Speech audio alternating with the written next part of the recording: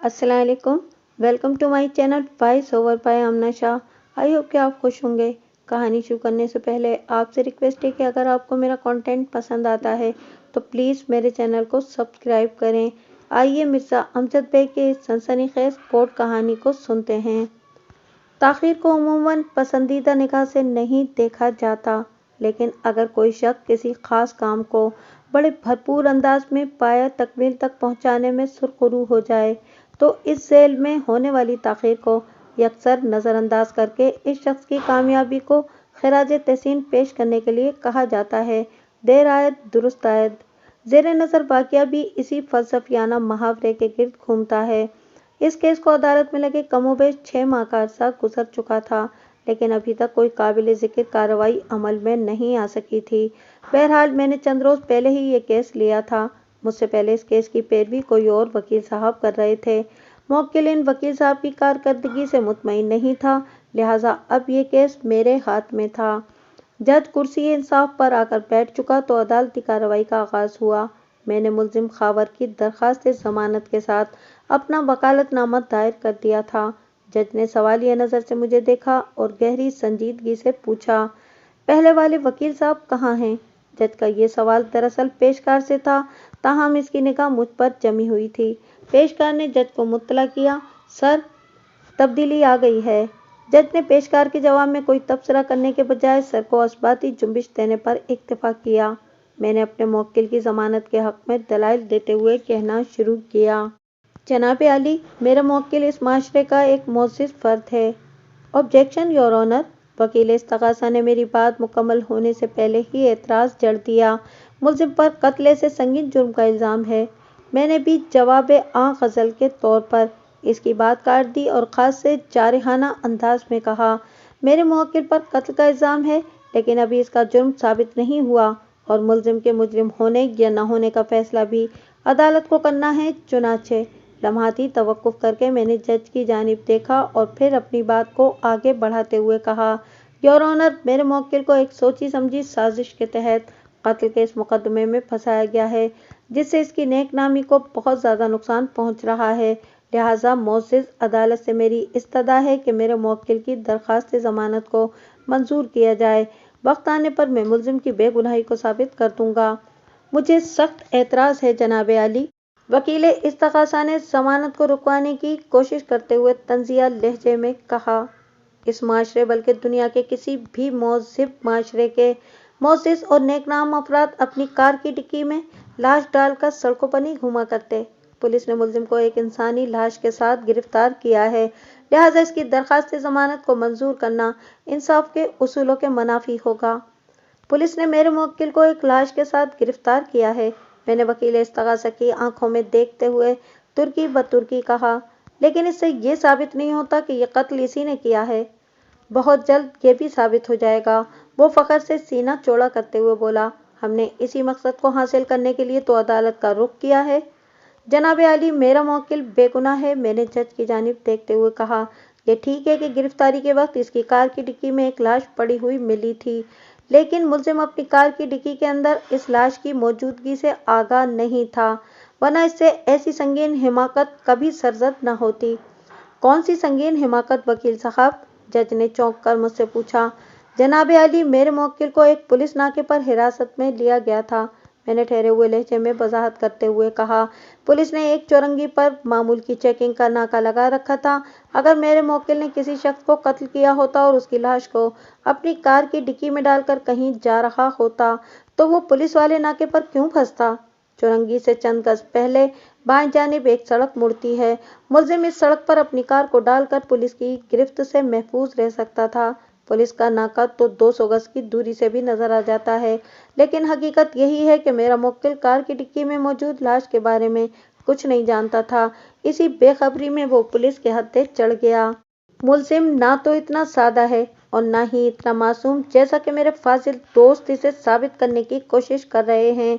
वकील सरकार ने रुए सुखन जज की जानिब मोड़ते हुए बाआवाज़ बुलंद कहा, हक़ाइक़ यही हैं कि मुल्ज़िम ने कैसर नामी एक शख्स को पहले मौत के घाट उतारा, फिर उसकी लाश को अपनी कार की डिक्की में डालकर कहीं ठिकाने लगाने जा रहा था कि बदकिस्मती से पुलिस के हत्थे चढ़ गया।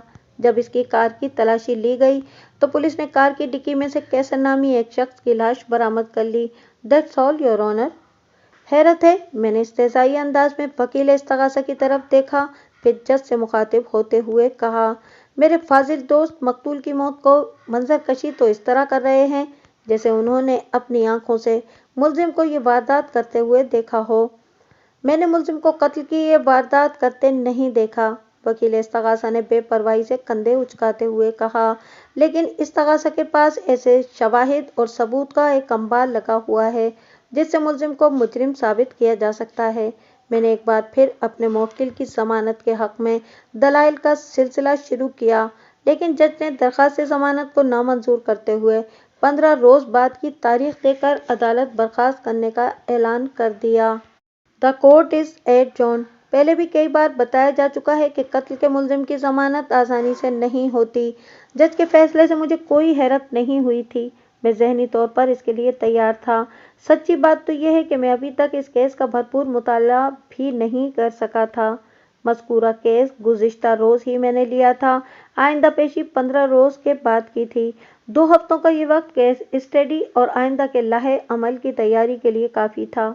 आगे बढ़ने से पहले मैं आपको इस केस के पस मंज़र से आगाह करना ज़रूरी समझता हूँ, ताकि अदालती कार्रवाई के दौरान में आपका जहन किसी उलझन का शिकार न हो।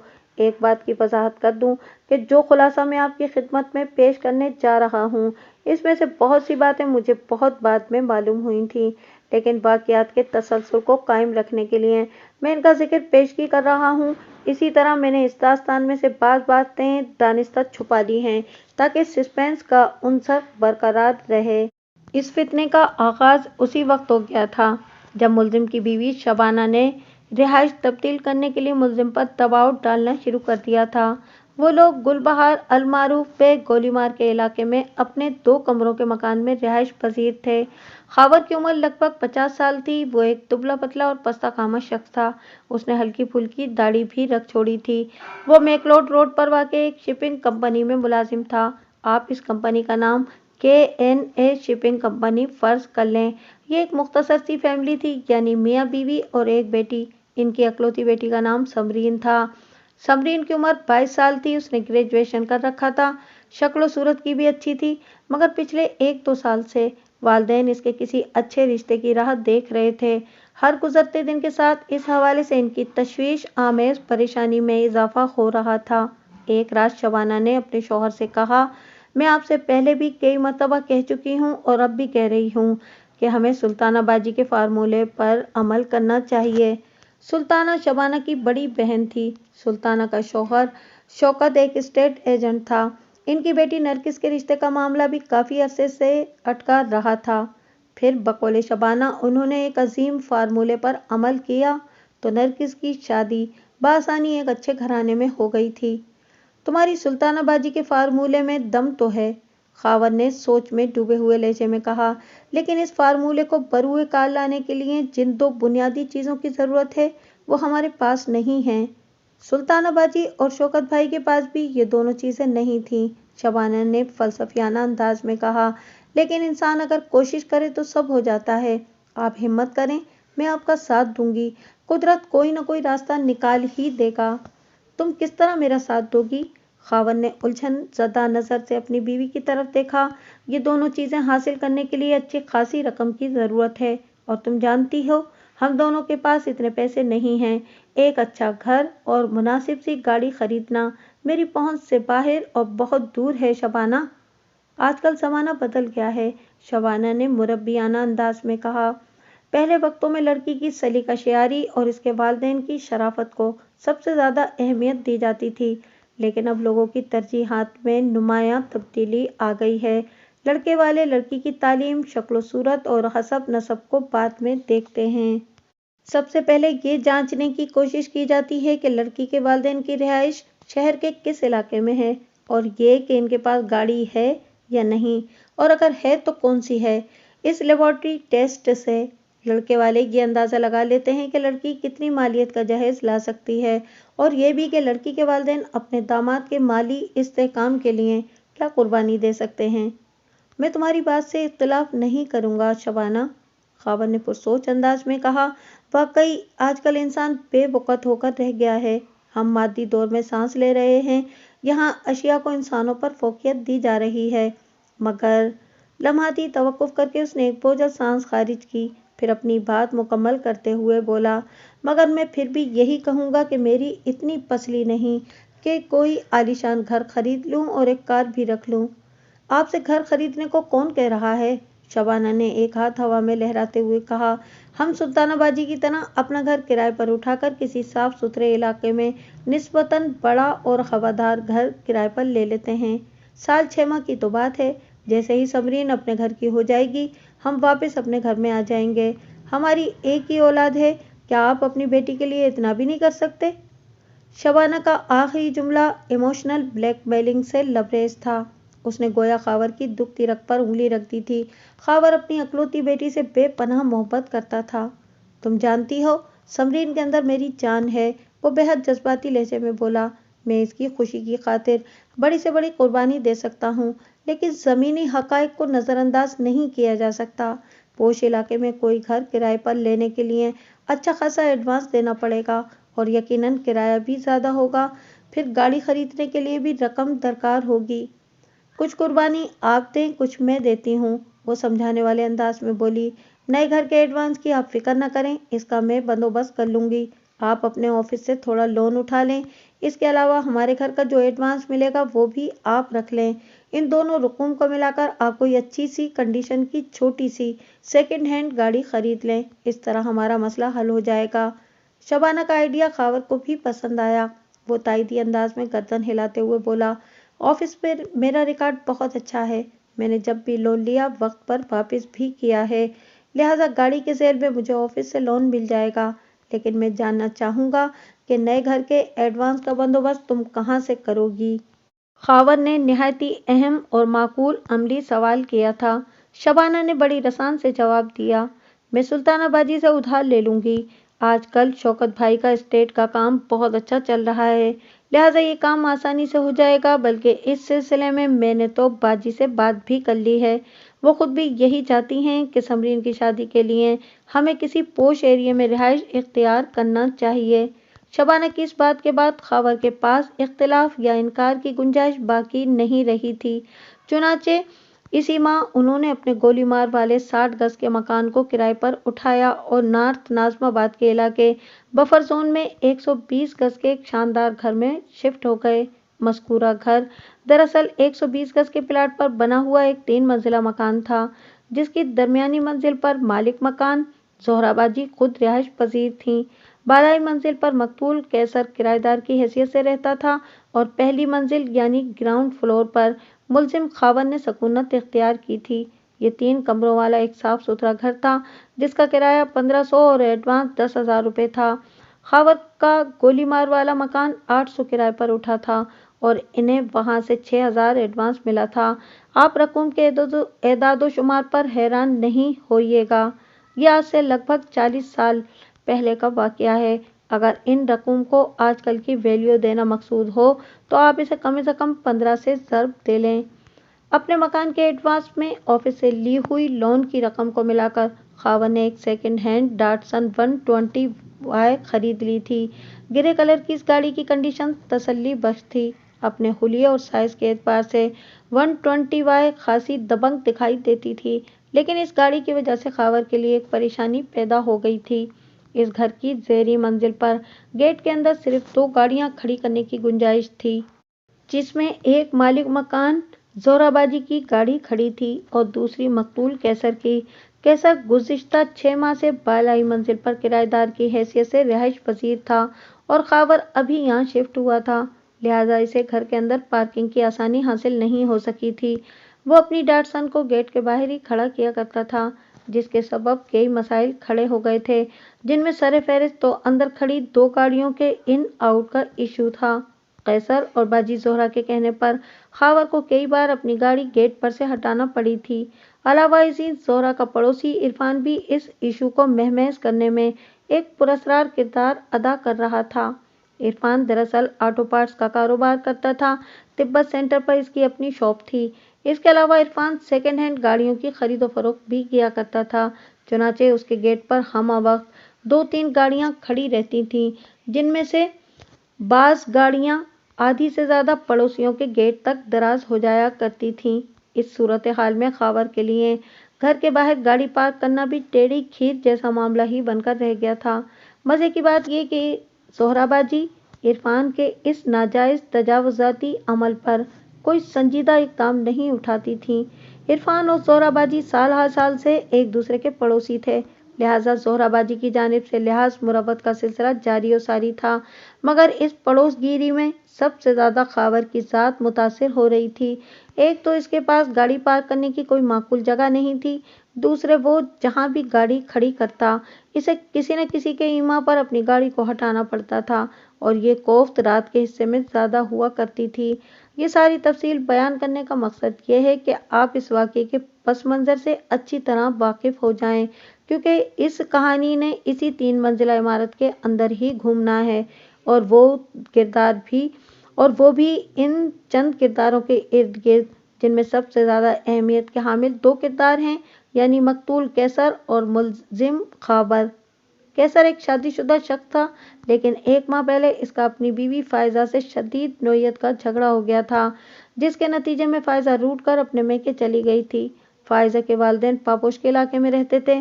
गोया गुज़िश्ता 1 माह से कैसर अकेला ही इस घर की बालाई मंजिल पर रह रहा था। इन मियाँ बीवी की कोई औलाद नहीं थी। कैसर एक चलता पुर्जा किस्म का इंसान था और चलते फिरते मुख्तलिफ नोयत के काम करता था। इसका जरिया माश फिक्स नहीं था।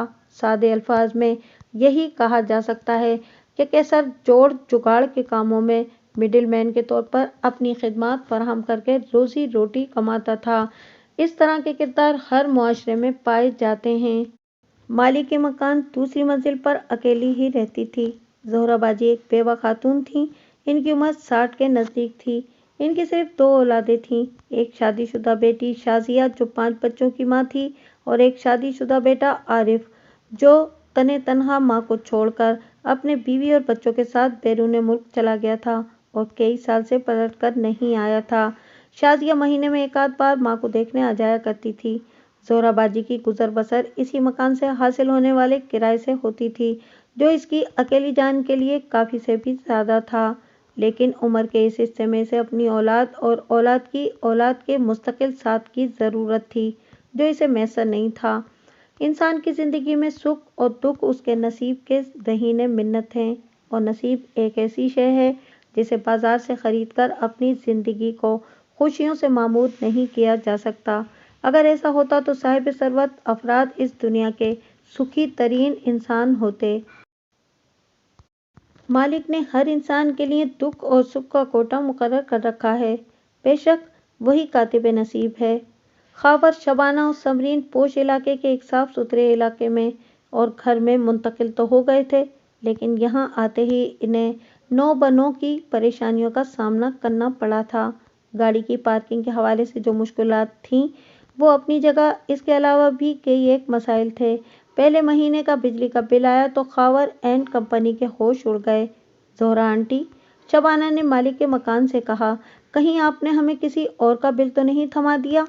हमने जितनी बिजली इस्तेमाल की है ये तो इससे 4-5 गुना ज़्यादा की अमाउंट है। किसी एक का बिल किसी दूसरे को देकर भला मुझे कितने नफल का सवाब मिल जाएगा? ज़ोहराबाजी ने मुंह बिगाड़ कर कहा, तीनों घरों के अलग अलग मीटर्स लगे हुए हैं। मैंने तुम्हें ग्राउंड फ्लोर का बिल ही दिया है। तुम अगर चाहो तो बिल में दर्ज मीटर नंबर को देखकर मेरी बात की तस्दीक कर सकती हो। मीटर वगैरह चेक करना और बिल से इसकी रीडिंग का मवाजना करना शबाना के बस की बात नहीं थी। रात को जब खावर ऑफिस से घर आया तो शबाना ने सारा माजरा इसे कह सुनाया और कहा, इस बिल का अमाउंट तो हमारे घर के माहाना किराए से भी ज़्यादा है। अब क्या करें? अगर ये सिलसिला इसी तरह जारी रहा तो कैसे गुजारा होगा? पोश एरिया में रिहाइश इख्तियार करने का एक अलग मज़ा है, खावर ने तंज़िया अंदाज में कहा। ये मज़ा तो अब चखना ही पड़ेगा। खावर ने बीवी को चोट तो कर दी थी, लेकिन जब इसने बगौर बिजली के बिल का जायजा लिया तो उसके चेहरे पर उलझन के आसार नमूदार हुए। शबाना ने शौहर की बदलती हुई कैफियत को फौरन नोट कर लिया। क्या हुआ? उसने खावर से पूछा। ये बिल तो हमारा ही है ना? बिल तो हमारा ही है, खावर ने ठहरे हुए लहजे में जवाब दिया, मगर ये बिजली हमने इस्तेमाल नहीं की। ये आप बड़ी अजीब बात कर रहे हैं। وہ ہاتھ نچاتے ہوئے بولی، جب یہ ہمارا ہی بل ہے تو پھر بجلی ہم نے استعمال کیوں نہیں کی؟ کیا کسی نے ہمارے میٹر میں کنڈا لگایا ہوا ہے؟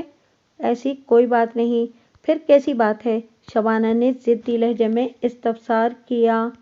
معاملہ دراصل کچھ یوں ہے کہ خاور وضاحت کرتے ہوئے بولا، یہ 2 ماہ کا بل ہے۔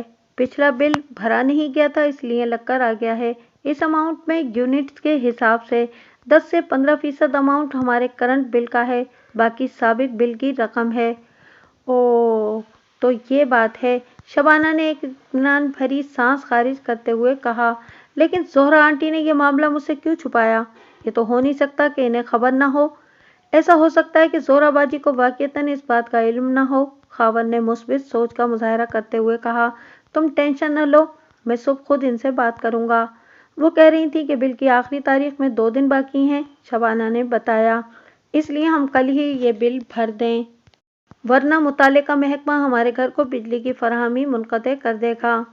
تم فکر نہ کرو، میں صبح ان سے ملوں گا، خاور نے تسلی آمیز انداز میں کہا، پریشان ہونے کی ضرورت نہیں، میں انہیں سمجھا لوں گا۔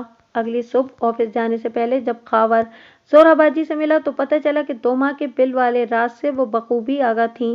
خاور اپنی بات کرنے گیا تھا، جواب میں باجی زہرا اپنے مسائل کا رونا لے کر بیٹھ گئیں۔ بھائی صاحب، میں آپ کو بتا نہیں سکتی کہ آپ سے پہلے گراؤنڈ فلور پر جو لوگ رہتے تھے وہ کتنے کمینے اور پھڈے باز تھے۔ جب پچھلے مہینے بجلی کے بل آئے تو انہوں نے بلز کو اپنے گھر میں بند کیا اور خود عید منانے نواب شاہ چلے گئے۔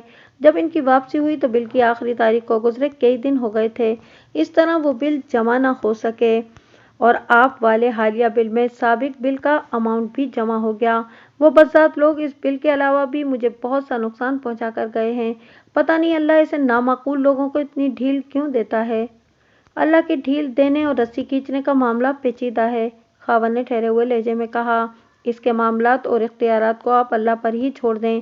یہ بتائیں کہ اس بل کا کیا کرنا ہے؟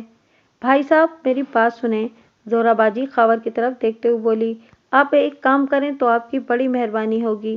جی بتائیں، خاور ہمتاً گوش ہو گیا، آپ کا اشارہ کس کام کی طرف ہے؟ آپ صبح یہ بل بھر دیں، زہرا باجی نے بڑی شائستگی سے کہا، ہم بعد میں حساب کر لیں گے۔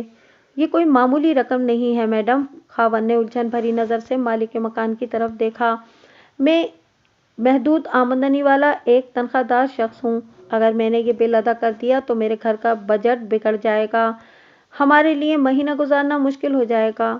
اصل میں اس وقت میرے ہاتھ میں بھی اتنے پیسے نہیں ہیں، وہ فکر مندی سے بولی، اگر 2 روز میں بل نہیں بھرا تو گراؤنڈ فلور کی لائٹ کٹ جائے گی، آپ میری بات سمجھ رہے ہیں نا؟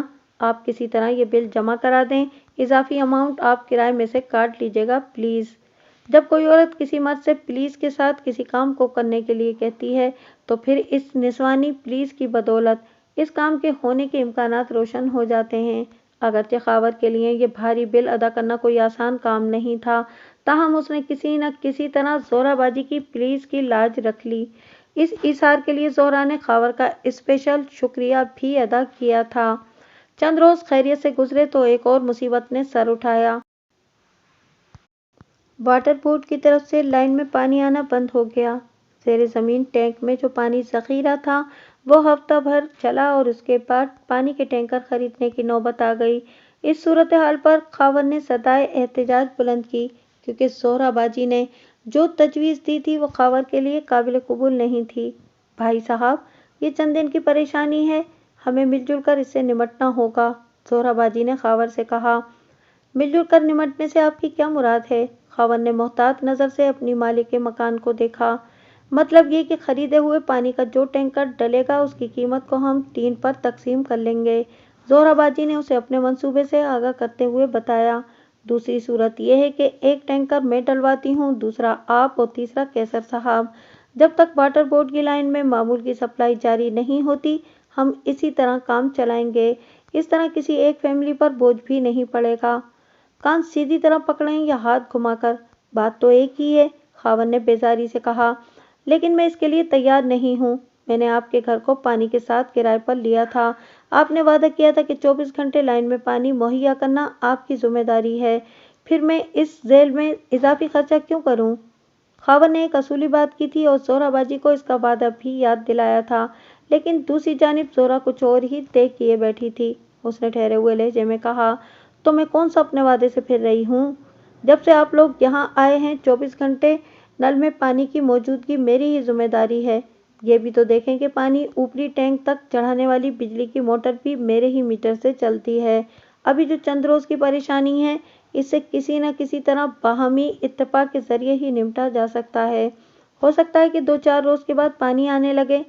बात 2-4 रोज की हो या महीने भर की, लेकिन मैं ना तो अपनी जेब से टैंकर डलवाऊंगा और न ही किसी के डलवाए हुए टैंकर में शेयरिंग करूंगा, खावर ने वाज़ेह अल्फाज में कहा। खावर के दो टोक अंदाज ने जोहराबाजी की तबीयत मुकद्दर कर दी। वो शिकायती लहजे में बोली, लेकिन कैसर साहब तो इसके लिए तैयार हैं, सिर्फ सिर्फ आप ही ताउन नहीं कर रहे। बास लोगों के पास पता नहीं कहाँ कहाँ से कमाया हुआ पैसा होता है, खावर ने जहरखंद लहजे में कहा, लेकिन मैं अपनी मेहनत की कमाई में से इस किस्म के इजाफी अखराजात बर्दाश्त नहीं कर सकता। फिर तो बड़ी मुश्किल हो जाएगी, जोहराबाजी ने मायनाखेज अंदाज में कहा।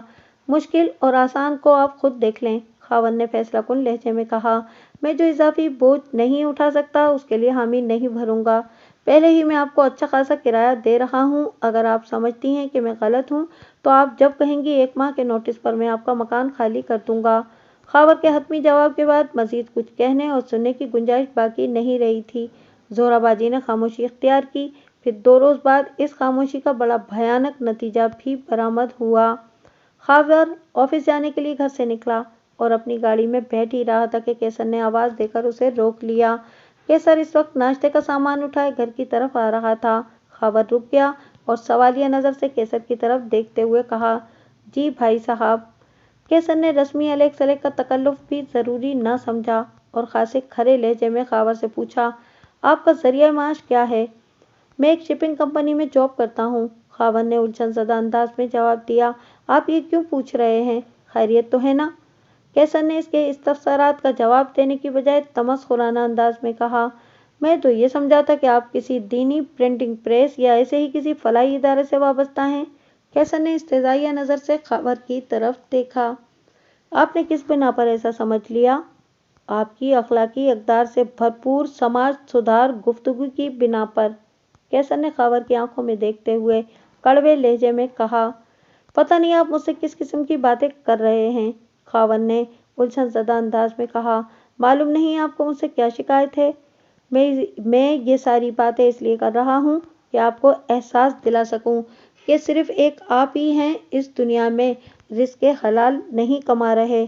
कैसर ने तेज नज़र से खावर को घूरा। दूसरे लोग भी ईमानदारी और मेहनत की रोजी रोटी कमा रहे हैं।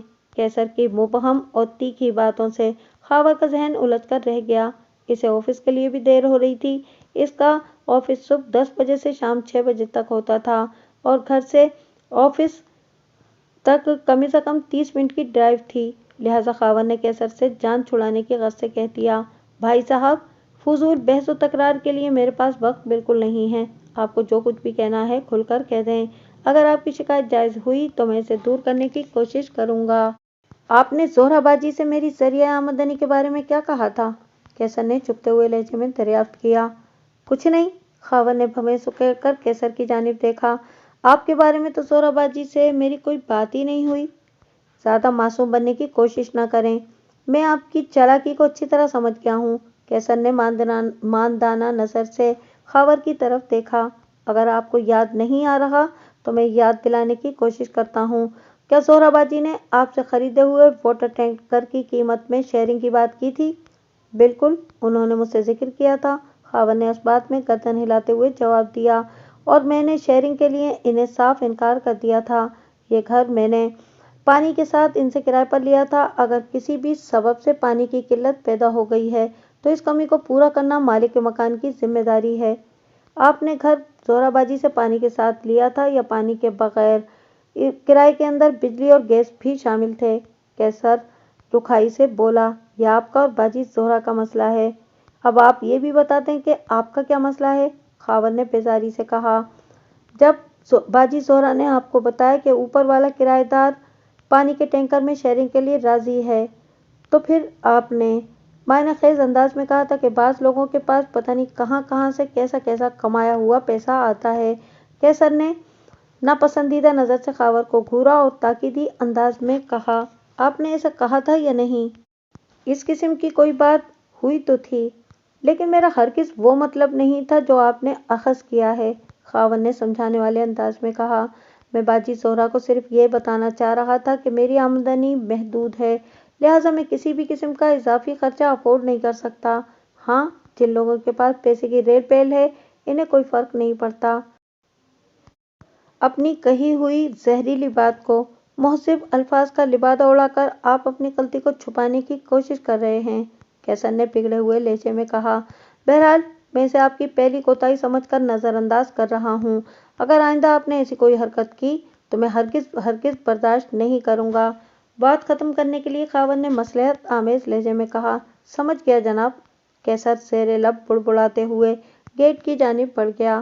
دوسروں کی آمدن پر نظر رکھنے اور اس آمدن کو شک کی نگاہ سے دیکھنے کی بجائے زیادہ محنت کرو اور اپنی انکم کو بڑھانے کی کوشش کرو۔ خاوند اچھی طرح جانتا تھا کہ کیسر نے یہ الفاظ اسے سلگانے کے لیے ادا کیے تھے۔ اس دوران میں باجی زہرا کا دیرینہ پڑوسی عرفان اپنے دروازے پر موجود تھا۔ وہ گیٹ پر کھڑا ان دونوں کی تکرار کا جائزہ لیتا رہا تھا۔ اس نے بیچ میں کودنے کی کوشش نہیں کی تھی، البتہ جب کیسر بلڈنگ کے اندر داخل ہو گیا تو اس نے خاور سے پوچھا، خاور بھائی خیریت تو ہے؟ یہ کیوں آپ کے ساتھ اکڑ رہا تھا؟ کوئی خاص بات نہیں عرفان بھائی، خاور نے سرسری انداز میں کہا۔ پانی کی قلت کا ایشو ہے۔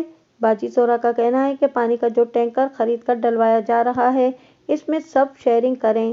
کیسر باجی زہرا کی اس تجویز سے متفق ہے، مگر میں نے ویٹو کر دیا ہے، کیونکہ جب میں نے یہ گھر کرائے پر لیا تھا تو زہرا باجی نے وعدہ کیا تھا کہ 24 گھنٹے لائن میں پانی فراہم کرنے کی ذمہ داری انہی کی ہے۔ میں سمجھتا ہوں کہ میں نے ٹینکر کی قیمت میں شیئرنگ سے انکار کر کے اصولی بات کی ہے۔ آپ اپنی جگہ پر بالکل ٹھیک ہیں خاور بھائی، عرفان نے تائیدی انداز میں کہا۔ میں آپ کے موقف کی حمایت کرتا ہوں، لیکن یہ سمجھ میں نہیں آ رہا کہ کیسر اس معاملے میں مامے خان کا کردار کیوں ادا کر رہا ہے؟ وہ تو آپ سے اس لہجے میں بات کر رہا تھا جیسے اس بلڈنگ کا وہی مالک ہو۔ کیسر کے لیے عرفان کے لہجے سے ناپسندیدگی جھلکتی تھی، لیکن خاور اس معاملے کو بڑھاوا نہیں دینا چاہتا تھا، لہٰذا اس نے موضوع کا رخ تبدیل کرتے ہوئے پوچھ لیا، عرفان بھائی آپ تو سالہ سال سے اس علاقے میں رہ رہے ہیں، کیا یہاں پانی کی کمی کا مسئلہ پیدا ہوتا رہتا ہے؟ نہیں بھائی، ایسا 10 سال کے بعد ہوا ہے، عرفان نے بتایا۔ اس علاقے میں تو ہمیشہ پانی کی فراوانی رہی ہے۔ آپ یوں سمجھیں کہ اگر آپ اپنے زیر زمین ٹینک کا والو بند کرنا بھول گئے تو سمجھیں اوور فلو ہو کر آپ کے ٹینک کا پانی گلی کو ندی نالے میں بدل دے گا۔ آپ ٹینشن نہ لیں، میں تھوڑی دیر میں جا رہا ہوں۔ عرفان کا آخری جملہ خاور کے پلے نہیں پڑا تھا۔ بے ساختہ اس نے پوچھ لیا، آپ کہاں جا رہے ہیں عرفان بھائی؟ واٹر بورڈ کے آفس، عرفان نے جواب دیا، تاکہ یہ پتہ چلے کہ آخر مسئلہ کیا ہے، لائن میں کب سے پانی آنے لگے گا، ہم کب تک ٹینکر خرید کر گزارا کریں گے۔ آپ تو ایک نیک کام کرنے جا رہے ہیں، خاور نے ستائشی نظر سے عرفان کی طرف دیکھا، اللہ آپ کو اس عمل صالح کا صلہ دے گا۔ بس جناب، میں سماجی کاموں میں حسب توفیق اپنا حصہ ڈالتا رہتا ہوں، عرفان نے انکسار بھرے انداز میں کہا۔ ہماری آٹو اسپیئر پارٹس کی مارکیٹ ذرا دیر سے کھلتی ہے، اس لیے میں نے سوچا کہ دکان پر جانے سے پہلے واٹر بورڈ کے آفس کو ٹچ کر لیتا ہوں۔ آپ نے تعمیری انداز میں سوچا ہے، خاوند نے بات ختم کرتے ہوئے کہا۔ مجھے آفس سے دیر ہو رہی ہے، گاڑی اسٹارٹ کرتے ہوئے وہ بولا۔ نوکری کا معاملہ ہے بھائی، باقی باتیں بعد میں کریں گے۔ اوکے، اللہ حافظ، عرفان نے معتدل انداز میں کہا۔ خاوند نے اپنے پڑوسی کو خدا حافظ کہا اور گاڑی کو آفس کے راستے پر ڈال دیا۔ راستے بھر وہ کیسر سے ہونے والی گفتگو کے بارے میں سوچتا رہا۔ اسے یہ سمجھنے میں کوئی دقت محسوس نہیں ہوئی کہ زہرا باجی ہی نے کیسر کو اس ریمارک کے بارے میں بتایا ہوگا۔ کیسر کے حوالے سے اس نے صرف زہرا باجی ہی سے بات کی تھی، اور اس اظہار خیال سے اس کا کوئی غلط مطلب نہیں تھا، وہ تو صرف انہیں اپنی مالی پوزیشن سے آگاہ کرنا چاہتا تھا۔ بہرحال اس نے طے کر لیا کہ آئندہ زہرا باجی سے بات کرتے ہوئے وہ محتاط الفاظ کا استعمال کرے گا، کیونکہ تجربے سے ثابت ہو چکا تھا کہ زہرا باجی پیٹ کی ہلکی ہیں۔ اس کے ساتھ ہی خاوند نے یہ فیصلہ بھی کیا کہ وہ کیسر کے منہ لگنے سے بچنے کی کوشش کرے گا۔ کیسر کا انداز اور مزاج خاور کو پسند نہیں آیا تھا۔ ایسے فتنہ پرور اور بد دماغ لوگوں سے دور رہنے ہی میں عافیت ہوتی ہے۔ اس شام جب خاور گھر آیا تو شبانہ نے پرجوش انداز میں کہا، آپ کے لیے ایک خوشخبری ہے۔ क्या इस खुशखबरी का ताल्लुक समरीन के रिश्ते से है? खावर ने चौंके हुए लहजे में इस्तफसार किया। इन्हें बफर जोन के इलाके में शिफ्ट हुए अब 1 माह से ज्यादा हो गया था। ये शिफ्टिंग उन्होंने एक खास मकसद से की थी। वो अपना ज़ाती मकान किराए पर उठाकर यहाँ इसलिए आए थे कि समरीन की किसी अच्छी जगह पर शादी हो जाए। शबाना ने खुशखबरी के अल्फाज अदा किए तो खावर का ध्यान उसी तरफ चला गया था। नहीं, खावर के सवाल के जवाब में शबाना ने नफी में गर्दन हिला दी। खावर ने उलझन ज़दा नज़र से बीवी को देखा और कहा, फिर? जोराबाजी दिन में आई थी। क्या वो तुम्हें इस बात पर आमादा करने आई थी कि हम खरीदे हुए पानी की कीमत में हिस्सा डालें? शबाना की बात पूरी होने से पहले ही खावर ने सवाल दाग दिया। ऐसी कोई बात नहीं, शबाना वजाहत करते हुए बोली। उन्होंने ये खुशखबरी सुनाई है कि कल से हमारी लाइन में वाटर बोर्ड का पानी आने लगेगा। एक दिन छोड़कर पानी की सप्लाई जारी कर दी जाएगी, यानी 1 घंटा पानी आएगा और एक दिन नागा होगा। उन्होंने आज हमारे पड़ोसी इरफान को वाटर बोर्ड के ऑफिस मालूमात हासिल करने के लिए भेजा था और ये सब वहीं से पता चला है। खावर की आज सुबह इरफान से इस मौजू पर बात हो चुकी थी। इस वक्त इरफान ने ये नहीं बताया था कि वो ये काम जोराबाजी के इमा पर करने जा रहा है। मुमकिन है वो ये बात बताना भूल गया हो और ये भी हो सकता था कि ऐसी कोई बात सिरे से हो ही ना। इरफान की फराहम करदा मालूमात की बिना पर जोराबाजी क्रेडिट लेने की कोशिश कर रही हो। बाज़ लोगों की आदत होती है कि वो मौका महल देखकर किसी दूसरे की मेहनत का क्रेडिट अपने नाम कर लेते हैं। खावर को किसी झमेले में नहीं पड़ना था। वो एक अमन पसंद इंसान था। इसकी कोशिश होती थी कि फसाद से दूर रहा जाए। इरफान ने खुद कोशिश की थी या उसके पीछे जोराबाजी का हाथ था? इस हवाले से सोचकर खावर अपना दिमाग खराब नहीं करना चाहता था, लिहाजा उसने एक आसूदा सांस खारिज करते हुए कहा, ये तो बहुत अच्छी बात है कि लाइन में पानी की सप्लाई शुरू हो जाएगी। पानी और हवा इंसान की ज़िंदगी की 2 सबसे अहम बुनियादी ज़रूरियात हैं। ये नहीं पूछेंगे कि इतने दिन तक पानी की सप्लाई बंद क्यों थी? शबाना ने दिलचस्प नज़र से शौहर की तरफ देखा। वाटर बोर्ड के पास पानी की किल्लत होगी, खावर ने अंदाज़ा लगाने वाले अंदाज में कहा, या ये भी हो सकता है कि इनका पंपिंग सिस्टम ख़राब हो। नहीं जी, वो अपनी गर्दन को नफ़ी में हरकत देते हुए बोली, इसकी कोई और ही वजह थी। अच्छा, खावर ने टटोलती हुई नज़र से बीवी को देखा, फिर ये भी बता दो कि वो क्या वजह थी। ये तो हो नहीं सकता कि तुम इस वजह से नावाकिफ हो। वाटर बोर्ड वालों ने इरफान भाई को बताया है कि इनके मेन सिस्टम में एक कुत्ता गिरकर मर गया था। शबाना ने इंकिशाफ अंगेज लहजे में बताया। इतने दिन तक वो अपने सिस्टम को साफ शफाफ करने में लगे रहे, इसीलिए हमारे ब्लॉक की चंद गलियों में पानी की सप्लाई को बंद रखना पड़ा। हमारी गली भी इन्हीं मुतासरा गलियों में शामिल है। चलें, अल्लाह का शुक्र है कि मसला हल हो गया, खावर ने मुतमईन अंदाज में कहा। अगले रोज से लाइन में फरावानी से पानी की तरसील शुरू हो गई। कराची वालों की ये फितरत सानिया है कि जब पानी की किल्लत का सामना हो तो पानी को बहुत एहतियात से इस्तेमाल किया जाता है। हत्ता कि ये लोग हाथ मुंह धोने वाले इस्तेमाल शुदा साबुन मिले पानी को भी किसी टब या बाल्टी में जमा कर लेते हैं ताकि टॉयलेट में फलिश के इस्तेमाल के लिए इस्तेमाल किया जा सके। और जब घर में पानी की फरावानी हो तो किफ़ायतशारी के सारे उसूल ज़हन से महव हो जाते हैं। इन दिनों किचन के सिंक में नल को मुस्तकिल खुला रख कर ही बर्तन धोए जाते हैं और पूरे घर का फर्श धोना भी रोज़मर्रा की हैसियत हासिल कर लेता है। बाजी जोरा की बिल्डिंग में पानी की सेहतमंद आमद ने सबसे ज़्यादा खावर को मुतासिर किया था और ये मुतासिर होना मुस्बित नहीं बल्कि मुनफी था। एक रोज़ वो तैयार होकर ऑफिस जाने के लिए घर से निकला तो गाड़ी की छत और एक तरफ के दरवाज़ों को नहाए हुए पाया और गुस्ले नागहानी ने उसकी डाटसन 120Y को बुरी तरह गंदा कर दिया था। गाड़ी के नीचे की ज़मीन पर भी पानी फैला हुआ था। खावर अपनी कार को गेट के बाहर पार्क किया करता था। इसे ये समझने में कतन कोई मुश्किल पेश न आई कि ये सब बालाई मंजिल के रिहायशी कैसर का किया धरा था। उसने इंतहाई गुस्से के आलम में कैसर के घर की घंटी बजा दी। बालाई मंजिल के टेरेस के पानी की निकासी के बालकोनी में 2 इंच कुतर का एक आहनी पाइप नस्ब किया गया था जो लगभग 1 फीट तक बाहर को निकला हुआ था। खावर की गाड़ी इसी पाइप के नीचे खड़ी हुई थी। यकीनन आज सुबह बालाई मंजिल का टेरेस धोया गया था जिसकी वजह से गंदा पानी इस पाइप के रास्ते एक प्रणाली की सूरत सीधा खावर की कार की छत और एक साइड के दरवाजों पर गिरा था। 5वीं घंटी पर कैसर आंखें मलता हुआ बालकोनी में नमूदार हुआ, फिर नीचे झांकते हुए गुस्सीले लहजे में बोला, कौन सी कयामत टूट पड़ी है जो इस तरह मुसलसल घंटी बजाए जा रहे हो? इस कयामत का उन्वान है गंदगी फैलाना। खावर ने कड़वे लहजे में जवाब दिया। आप जरा नीचे उतर के आए, फिर बात करते हैं। कैसर ने ऊपर खड़े होकर बहस तकरार में वक्त जाया नहीं किया और थोड़ी ही देर में वो ट्राउजर बनियान में मलबूस खावर के सामने खड़ा उससे पूछ रहा था, अब बताओ, मुझे नींद से क्यों जगाया? तुम कितने बेहिस इंसान हो, खावर ने तंजिया लहजे में कहा। मेरी गाड़ी का सत्यानाश हो गया और तुम अपनी नींद का रोना रो रहे हो। बताओ, मैं इस हालत में गाड़ी को ऑफिस लेकर कैसे जा सकता हूँ? कैसर ने पहली मर्तबा खावर की गाड़ी का जायजा लिया, फिर निगाह उठाकर बालाई मंजिल की बालकोनी में नस्ब एक फुटे पाइप को देखा तो सारी बात उसकी समझ में आ गई। वो खावर की तरफ देखते हुए कतरे नर्म लहजे में बोला, मुझे अफसोस हुआ है, लगता है कि मासी ने आज टेरेस धो डाला है। बहरहाल सॉरी भाई। खावर की गाड़ी का जो हशर हुआ था सो हुआ था। इस पर कैसर के गैर इंसानी अंदाज ने उसे सुलगा कर रख दिया। वो तंजिया लहजे में बोला, तुम्हें पता है ना, मैं रोजाना इसी जगह अपनी गाड़ी खड़ी करता हूँ। अगर इतनी शुभ टेरेस को धुलवाने का मशवरा आपको किसी डॉक्टर ने दिया था तो मुझे बता देते, मैं गाड़ी को यहाँ से कहीं और हटाकर पार्क कर देता। मेरे जहन में नहीं रहा था, कैसर बेपरवाही से बोला। मैंने मासी के लिए दरवाजा खोला और फिर सो गया। वो सफाई सुथराई का काम करके चली गई। इसने टेरेस को धोने का इरादा जाहिर किया था, मगर इस लम्हे मुझे बिल्कुल ख्याल नहीं आया कि तुम्हें गाड़ी हटाने के लिए कह दूं।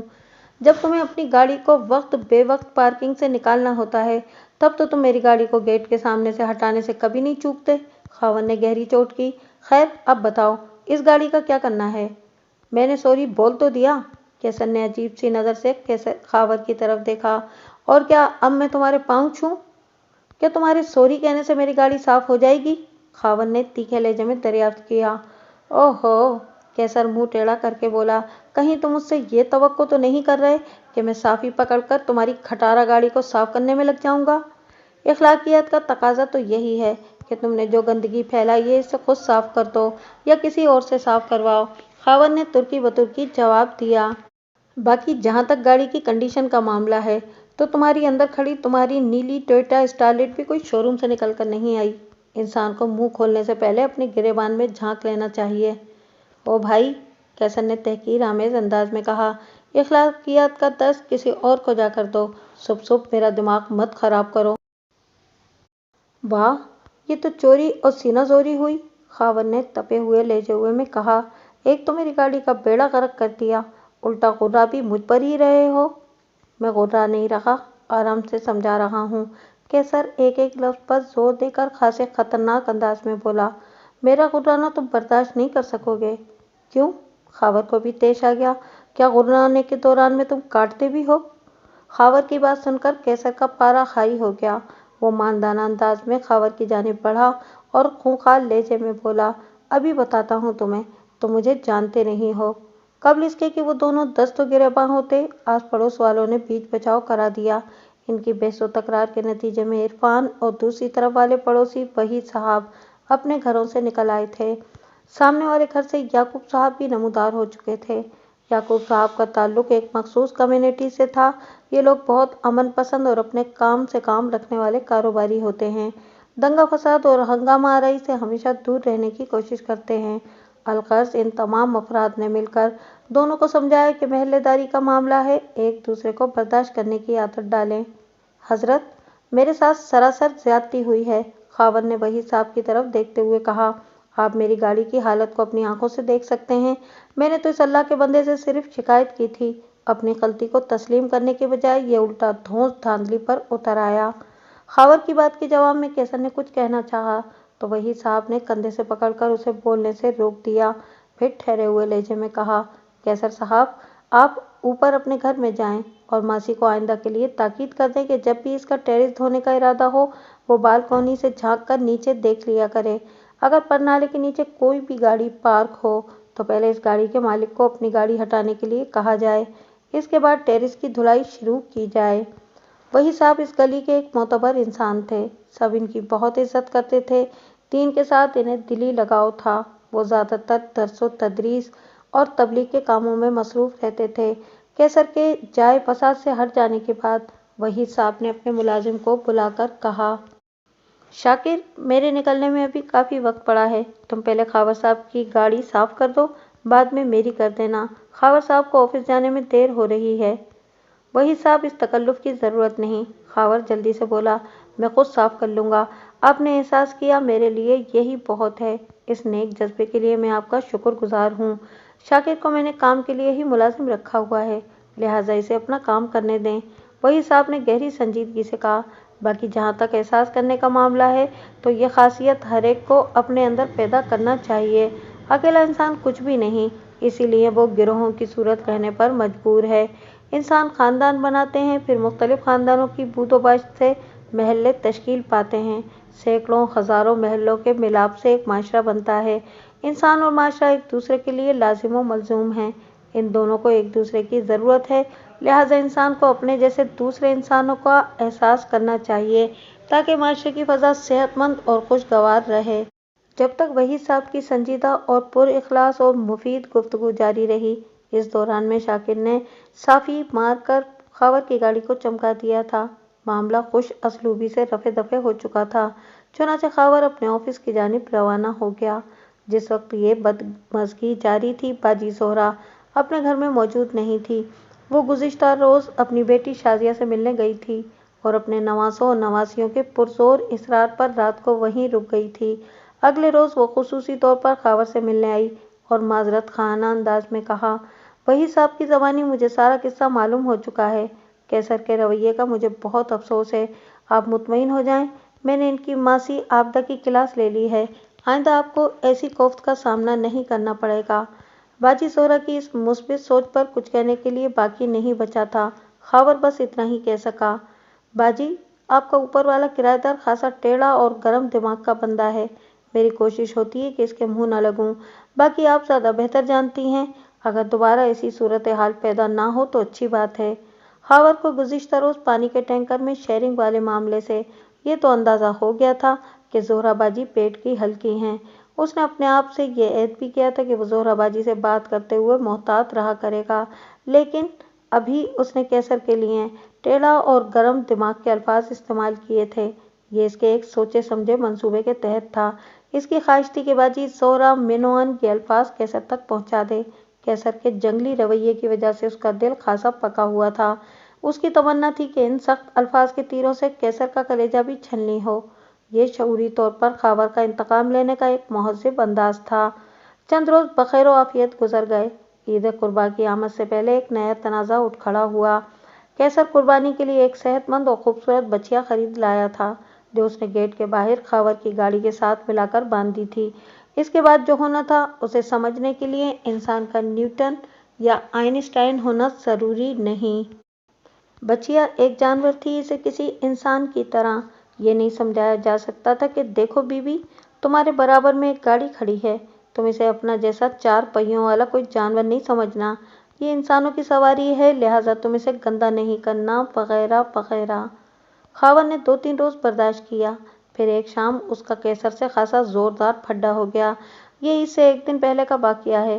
کیسر اپنی بچیا کو اس کی گاڑی کی بغل میں کھونٹے سے باندھنے لگا تو اس نے شکایت بھرے لہجے میں کہا، بھائی کیا تمہیں جانور باندھنے کے لیے یہی جگہ ملی تھی؟ دیکھ رہے ہو اس بچیا کی وجہ سے میری گاڑی کا کیا حشر نشر ہو رہا ہے۔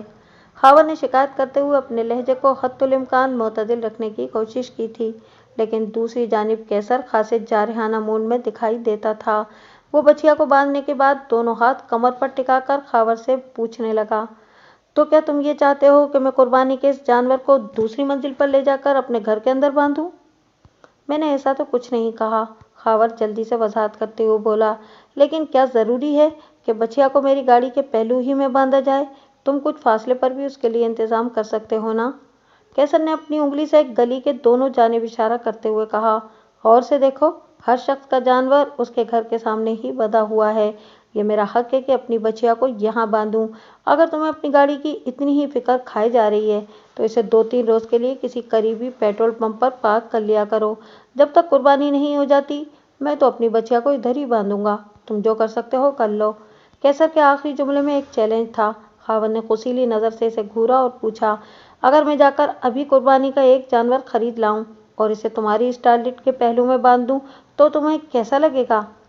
مجھے کوئی اعتراض نہیں ہوگا، کیسر نے استہزائیہ انداز میں کہا، لیکن اس سلسلے میں تمہیں زہرا باجی سے NOC لینا ہوگی، کیونکہ میری اسٹارلٹ کے برابر میں ان کی گاڑی کھڑی ہوئی ہے۔ وہ ایسی حرکت کے لیے تمہیں کبھی بھی اجازت نہیں دیں گی۔ ویسے ایک بات کہوں؟ کیسر کے آخری معنی خیز جملے کے جواب میں خاور نے طنزیہ انداز میں کہا، اگر بچیا کو یہاں سے ہٹانے کے ذیل میں کوئی بات ہے تو فوراً سے بیشتر کہہ ڈالو۔ یہ بچیا تو قربان ہو کر ہی یہاں سے ہٹے گی۔ وہ ڈھٹائی سے بولا، میں کچھ اور کہنا چاہ رہا تھا لیکن لگتا ہے کہ تمہارا سننے کا موڈ نہیں ہے۔ نہیں نہیں، میں اس وقت بہت خوشگوار موڈ میں ہوں، خاور نے چبھتے ہوئے لہجے میں کہا، تم کچھ بھی کہہ سکتے ہو۔ قربانی کی توفیق اور سعادت ہر کسی کے حصے میں نہیں آتی، کیسر نے خاور کے چہرے پر نگاہ جماتے ہوئے کہا، تم چونکہ اس سعادت سے محروم ہو اس لیے تمہیں اس بچیا سے حسد ہو رہا ہے۔ اس وقت تمہارے دل سے میرے لیے اور اس بے زبان جانور کے لیے بد دعائیں نکل رہی ہوں گی، لیکن ایک بات کان کھول کر سن لو کہ اگر قربانی سے پہلے میری بچیا کو کچھ ہوا تو تمہاری خیر نہیں ہوگی، سمجھ گئے نا؟ کیا بکواس کر رہے ہو؟ خاور نے بے ساختہ کہا۔ اوئے، منہ سنبھال کر بات کر، کیسر نے خاور کو گریبان سے پکڑ لیا۔ خاور اس قسم کی صورتحال کے لیے ذہنی طور پر تیار نہیں تھا۔ کیسر طاقت اور توانائی میں خاور سے کئی گنا زیادہ تھا۔ جب کیسر نے اس کے گریبان میں ہاتھ ڈال کر ایک جھٹکا دیا تو وہ الٹے قدموں پیچھے جا گرا۔ اس کے عقب میں گاڑی کھڑی تھی۔ وہ کمر کے بل اپنی گاڑی سے ٹکرایا تو اس کے حلق سے کرہ بلند ہوئی۔ گاڑی سے ہونے والے ٹکراؤ نے اس کی کمر کو چوٹ پہنچائی تھی۔ وہ بمشکل تمام اٹھ کر کھڑا ہوا تو کیسر نے اسے ایک اور زوردار دھکا دے دیا۔ اب کی بار وہ بچیا کے قدموں میں جا گرا۔ اس ہنگامے نے آس پاس موجود لوگوں کو ان کی طرف متوجہ کر دیا۔ شور کی آواز سن کر گھر کے اندر سے شبانہ بھی نکل آئی تھی۔ بچیا کے انتہائی قریب گرنے کے باعث خاور کا لباس بھی بری طرح آلودہ ہو گیا تھا۔ لوگوں نے ان کے درمیان بیچ بچاؤ کرا دیا۔ سب نے خاور کو سمجھانے کی کوشش کی کہ عید میں ایک آدھ دن رہ گیا ہے، وہ دل پر بھاری پتھر رکھ کر یہ تکلیف برداشت کر لے۔ اہل گلی کیسر کے غیر انسانی رویے کی حمایت ہرگز نہیں کر رہے تھے، تاہم یہ موقع اور حالات کا تقاضا تھا کہ خاور کو ہر صورت تحمل اور برداشت سے کام لینا ہوگا۔ خاور نے لوگوں کے اس مشورے کا کڑوا گھونٹ تو حلق سے اتار لیا، لیکن کیسر کی جانب انگلی سے اشارہ کرتے ہوئے دھمکی آمیز لہجے میں کہا، تمہیں دیکھ لوں گا، بس خیریت سے عید گزر جائے۔ پھر عید کے چند ہی روز بعد خاور کو کیسر کے قتل کے الزام میں گرفتار کر لیا گیا تھا۔ جب جھگڑا ختم ہوا اور شبانہ خاور کو گھر کے اندر لے گئی تھی تو اس رات وہ کافی دیر تک کیسر کی بےہودگیوں اور بدتمیزیوں پر بات کرتے رہے تھے۔ شبانہ کا کہنا یہ تھا کہ اس سلسلے میں انہیں باجی زہرا سے بات کرنا چاہیے۔ ان حالات میں ایک گھر کے اندر زندگی گزارنا مشکل ہو جائے گا، اس نے تشویش بھرے لہجے میں کہا تھا۔ باجی زہرا سے بات کرنے کا کوئی فائدہ نہیں ہوگا، خاور مایوسی سے گردن ہلاتے ہوئے بولا، ان کے لیے ہم دونوں کرایہ دار ہیں، لیکن باجی کو یہ تو سمجھنا چاہیے کہ ان کے ایک کرایہ دار نے دوسرے کرایہ دار کی زندگی کس طرح اجیرن کر رکھی ہے۔ وہ بیزاری سے بولی، کیسر جو کچھ بھی کر رہا ہے یہ اس کی فطرت کا حصہ ہے۔ خاور سوچ میں ڈوبے ہوئے لہجے میں بولا، باجی زہرا اس کمبخت سانڈ کی فطرت کو تو نہیں بدل سکتی نا، جبکہ انہیں ذاتی طور پر اس سے کوئی شکایت بھی نہیں ہے۔ اگر ہم نے زیادہ زور دیا تو وہ کہہ سکتی ہیں کہ ہمارا گزارا نہیں ہو رہا تو ہم گھر چھوڑ دیں، ہمیں اور بہت سارے گھر مل جائیں گے اور انہیں کرایہ دار۔ وہ ڈھکے چھپے الفاظ میں پہلے بھی اس قسم کی بات کر چکی ہیں، جب میں نے پانی والے ٹینکر کے لیے شیئرنگ کرنے سے صاف منع کر دیا تھا۔ اگر وہ ایسی ہی جانبداری کا مظاہرہ کریں گی تو ہم ان کا گھر چھوڑ دیں گے، شبانہ نے فیصلہ کن لہجے میں کہا۔ عید کی چھٹیاں گزر جائیں تو آپ اسی علاقے کے ایک دو اسٹیٹ ایجنٹ سے بات کر لیں، اسی بلاک کی کسی اور گلی میں ہمیں اسی رینج کا کوئی گھر مل ہی جائے گا۔ یہ صاف ستھرا پوش ایریا ہے، اگر یہاں سے نزدیک ہی کوئی گھر مل گیا تو پھر شفٹنگ میں خاصی آسانی رہے گی۔ اس فیملی کے تینوں افراد خاور، شبانہ اور سمرین نے اس بات پر اتفاق کیا کہ اگر زہرا باجی نے ان کی داد رسی نہ کی اور کیسر نے بھی اپنی روش نہ بدلی تو وہ لوگ پہلی فرصت میں یہ گھر چھوڑ دیں گے۔ مگر نئے گھر میں شفٹ ہونے سے پہلے ہی خاور پولیس کے ہتھے چڑھ گیا تھا اور اس وقت وہ جوڈیشل ریمانڈ پر جیل میں تھا۔ پوسٹ مارٹم رپورٹ کے مطابق مقتول کیسر کی موت 14 فروری کی رات 11 اور 12 بجے کے درمیان واقع ہوئی تھی۔ کیسر کو گردن توڑ کر ہلاک کیا گیا تھا۔ اگلی صبح یعنی 15 فروری 9:10 پر ملزم خاور کو ایک پولیس ناکے پر گرفتار کر لیا گیا تھا۔ وہ گھر سے آفس جا رہا تھا تو مامور کی چیکنگ میں جب اس کی گاڑی کی ڈگی کو کھول کر دیکھا گیا تو وہاں کیسر کی لاش موجود تھی۔ خاور اپنی کار کی ڈگی میں کیسر کی لاش کی موجودگی سے بے خبر تھا، تاہم ناکے پر موجود پولیس اہلکاروں نے اس کی ایک نہ سنی اور اسے کیسر کے قتل کے الزام میں دھر لیا گیا تھا۔ کہانی کے ابتدائی حصے میں نے اس بات کی وضاحت کر دی ہے کہ یہ کیس مجھے تاخیر سے ملا تھا، یعنی جب میں نے یہ کیس اپنے ہاتھ میں لیا تو اس واقعے کو پیش آئے چند ماہ کا عرصہ گزر چکا تھا۔ تاہم اس دوران میں کوئی بھی قابل ذکر عدالتی کارروائی عمل میں نہیں آئی تھی۔ خاور کی گرفتاری کے فوراً بعد شبانہ نے زہرہ باجی والا کرایہ کا گھر چھوڑ دیا تھا اور وہ ماں بیٹی واپس اپنے گولی مار والے گھر میں چلی گئی تھیں۔ اس کیس کے عواقب و جوانب کو باریک بینی سے اسٹڈی کرنے کے بعد میں نے اپنے موکل کی بیوی شبانہ کو اپنے آفس بلوا کر چند اہم کام ذمے لگا دیے تھے۔ شبانہ کو مقتول کی ذات کے حوالے سے ایسی معلومات حاصل کرنا تھیں جو اس کے شوہر کی بریت میں کلیدی کردار ادا کر سکیں۔ شبانہ نے مجھے وقوعے کی رات کی جو کہانی سنائی تھی وہ میری ذاتی تحقیق سے میل کھاتی تھی۔ میں نے اپنے موکل خاور سے بھی تفصیلی بات کی تھی اور اس نتیجے پر پہنچا تھا کہ کیسر کی موت سے خاور کا دور کا بھی واسطہ نہیں تھا۔ خاور کو ایک سوچی سمجھی سازش کے تحت اس معاملے میں پھنسانے کی کوشش کی گئی تھی۔ یہی سبب تھا کہ میں نے پورے اطمینان سے اپنے موکل کی پیروی کا فیصلہ کیا تھا اور چند روز بعد شبانہ نے میری مطلوبہ معلومات مجھے فراہم کر دیں تو اس سے میرے اطمینان کو مزید تقویت حاصل ہوئی۔ استغاثہ کی جانب سے کم و بیش نصف درجن گواہوں کی فہرست عدالت میں دائر کی گئی تھی، لیکن میں یہاں پر صرف انہی لوگوں کا اور انہی گواہوں کا ذکر کروں گا جن کے بیان میں کوئی اہم بات ہوگی۔ اس کیس کا تفتیشی افسر ایک چاق و چوبند سب انسپکٹر تھا۔ عدالت کی باقاعدہ کارروائی کا آغاز ہوا۔